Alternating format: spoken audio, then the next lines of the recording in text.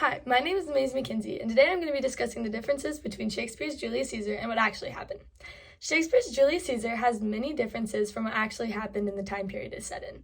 Julius Caesar is a historical tragedy based on the plan and execution of Julius Caesar, the leader of Rome. The events of the play are somewhat accurate. However, there are many differences surrounding the events preceding and following the murder. This is attributed to the fact that Shakespeare wrote the tragedy to portray a certain message prevalent to his own time. This caused some of the historical accuracy to be lost in the makings of the play. In real life, Mark Antony was much more powerful and prominent in Rome. Decimus was a leading force in the conspiracy, and Octavius was actually 19, not 16. Antony was one of the most prominent figures and powerful men in Rome. He was the second most powerful man in Rome under Caesar. He became the master of Rome after Caesar's death, though was not given the heir to the actual throne. He was a prominent force in the Senate as well with his power. In the play, he is depicted as a party boy with a lack of interest in what is going on in politics besides with Caesar. He is also shown as being beneath Brutus and Cassius in power. I think he changed this most likely to emphasize the importance of Brutus and Cassius. This makes the murder more dramatic because it is between the most powerful men in Rome. It also creates more shock quality to Antony stepping into a place of power in the second half of the play. Brutus believes that he has no interest in politics, which means him making a political effort and doing it so well is surprising for the readers as well as the characters in the play. It also aids in Antony's character growth as he steps into a much more mature role in the second half of the play. Decimus played a very prominent role in the conspirators' plan. Decimus was a Roman general who worked closely with Caesar. Shakespeare names him Decius in the play and severely downplays his role. It is said that he was closer to Caesar than Brutus and Cassius ever were and consistently fought for him in the beginning.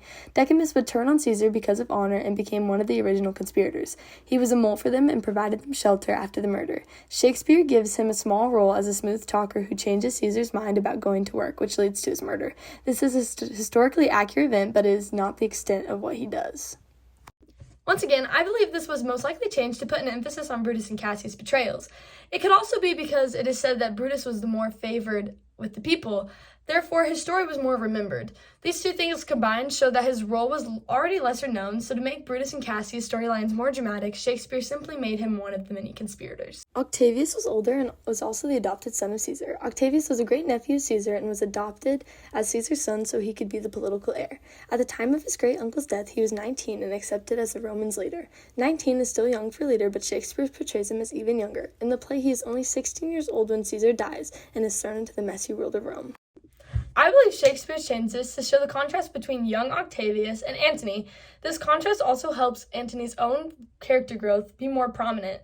It shows how Antony is much more mature and stern with political experience, where Octavius is a young man with little experience thrusted into the world of politics.